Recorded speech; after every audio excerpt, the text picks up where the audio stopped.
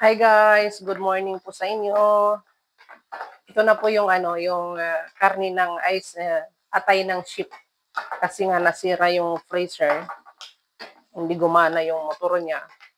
Kaysa naman masayang lang, di ba? Ito, lulutuin ko na lang siya para breakfast ng aking mga bossing. Marami nga to para sa kanila pero siyempre, nandito naman kami, kaya okay lang. O, di ba? Bali ito, prenito ko muna siya dyan sa mantika. May nalaglag dito, sayang. Wala pa siyang asin.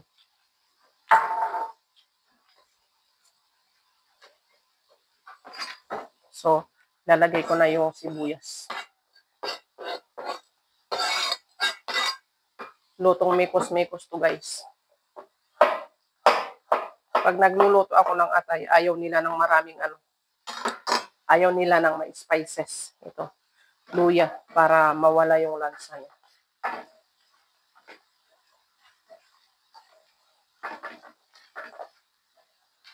Yung amo kong lalaki, ayaw niya ng yung lutong-luto yung atay.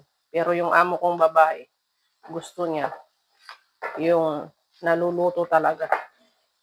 Kaya hindi ko alam kung sino ang susundin ko sa kanilang dalawa. Nakakahilo rin minsan.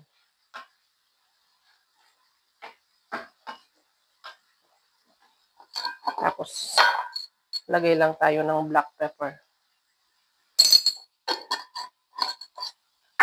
Naglalagay din po ako dito ng broth cubes. Maggi.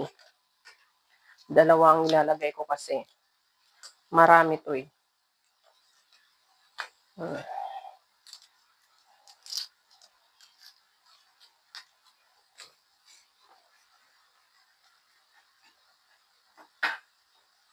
Kuha nga ako ng isang sandok.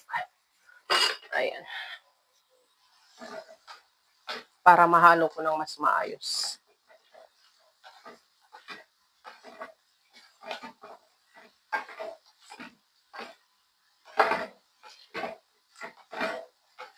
Maganda to pag kulang ka sa dugo.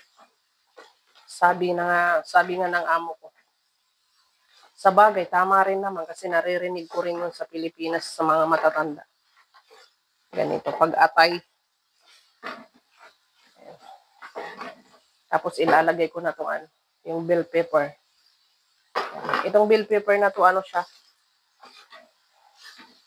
Tawag dito. Hindi pala siya bell pepper. Yung parang pointed ba yun? Pointed peppers tawag doon. Yung mahaba. Maanghang nga to para sa amo ko. Pero okay na to. Kasi wala na kaming iba. Buong isang buwan kasi ng Ramadan, hindi namili yung amo ko. Kasi nag-stock na before Ramadan. Kaya ganon. So, meron din po ako ditong, ayan, coriander, fresh.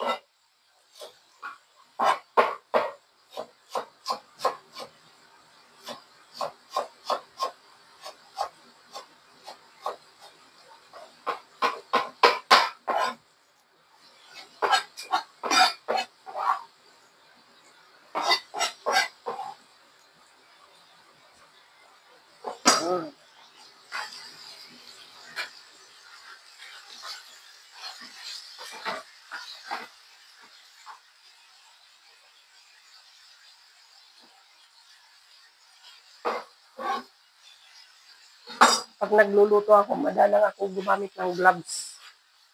Ano ba yan yung boses ko? Yung gloves kasi sa gaban lang. Hindi ako makahiwa ng maayos. Lagyan ko rin siya ng olive oil. Sana yung olive oil ko.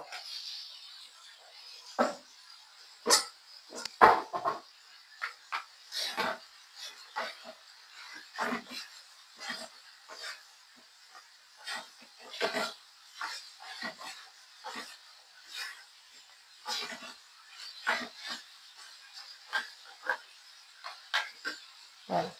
Lalagay ko na to. Tapos, olive oil. After 3 minutes, luto na siya.